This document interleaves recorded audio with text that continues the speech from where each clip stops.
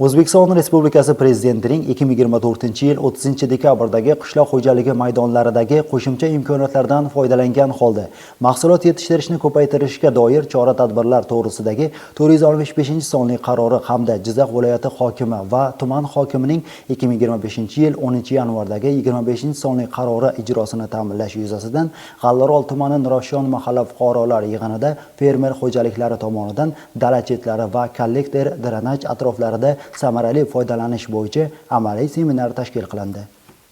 Ushbu seminarda Jizzax viloyati o'simliklar karantini va himoyasi boshqarmasi, tuman qishloq xo'jaligi bo'limi, tuman o'simliklar karantini va himoyasi kengashi, fermerlar kengashi raisi, agrosanoat majmui ustidan nazorat qilish inspeksiyasi, suv yetkazib berish majmui, qishloq xo'jaligi bo'limi boshlig'i, mahalla raisi, mahalla faollari hamda fermer xo'jalik dehqonlari ishtirok etishdi. Tadbirda Jizzax viloyati o'simliklar karantini va himoyasi boshqarma boshlig'i o'rinbosari Ulug'bek Parmonov bugungi kunda dunyoda oziq-ovqat mahsulotlari yetishmovchiligi yuzaga kelishi mumkin bo'lgan sharoitda qishloq xo'jaligida mavjud resurslar va imkoniyatlardan to'liq foydalanish, oziq-ovqat ekinlarini 2 barobarga ko'paytirish, yuqori hosil olish, qishloq xo'jaligi sohasida yangi ish o'rinlarini yaratish dolzarb vazifalardan biri ekanligi to'g'risida so'z yuritdi.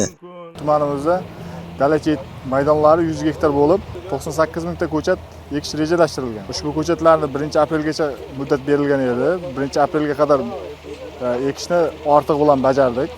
Bundan tashqari kollektor, drenaj, sug'orish tizimlari atrofiga 16 mingdan ziyod ko'chatlarni ekib, rejamizni bajardik. Asosan G'allarol tumanimizda achchiq gilos ko'chatlarni ekdik. Chunki hozirgi kunda shokoviy usulda muzlatilgan achchiq giloslarimiz xorijiy davlatlarga eksport bo'lishi jadal bo'lmoqda. Shu sababli fermerlar kengashi tomonidan ham tumanimizda shokoviy usulda muzlatgichlarni qurish bo'yicha talabgorlar topilib, loyihamiz 2026-yilda ishga tushadi. Viloyat o'simliklar karantini va himoyasi boshqarma boshlig'i o'rinbosari, fermerlar kengashi raisi, qishloq xo'jaligi bo'limi boshlig'i hamda mahalla raisi boshchiligida tumanning bir qancha fermer xo'jalik hududlarida mevali ko'chatlar ekish ishlari yakunlanib, ayni vaqtda istiqbol hududidagi Totli olma bog'i fermer xo'jaligi dala maydoni chetlariga achchiq gilos, tut, olxo'ri, bexi, chilon, jiyda va eksport bob mevali ko'chatlar ekish ishlarini hashar tariqasida amalga oshirildi. Ushbu hasharda o'simliklar karantini va himoyasi boshqarma mutasaddi xodimlari, fermer xo'jaligi a'zolari hamda mahalla faollari faol ishtirok etishdi. Fermerlarning dala chetlariga, o'zimizlarda ham xonadonlarimizda tomorqalarda ham ekkanmiz ko'chatlarni. Ular hammasi mana shu yangi bo'layotgan G'allarolda bo'layotgan o'zgarishlarning biri deb o'ylayman. Sabzavot ekinlarini ko'proq ishlab chiqarish, 2 martadan hosil olishning choralarini qilish bo'layapti. Mahalla tomonidan aytadigan bo'lsam, bizlar ham mahallada aholi xonadonlarida, tomorqalarda o'sha sabzavot ekinlarini ekish, bo'sh qolmaslik joylari, 2 martadan hosil olish bo'yicha targ'ibot tashkilot ishlarini olib borganmiz. Joriy yilning 2-aprel holatiga ko'ra kartoshka va mevali ko'chatlar ekish ishlari yakunlangan bo'lib, ayni kunda qo'shimcha mevali ko'chatlar va 1,2 gektar yer maydoniga ertangi kartoshka ekish ishlari mahalla faollari va dehqonlar tomonidan amalga oshirildi.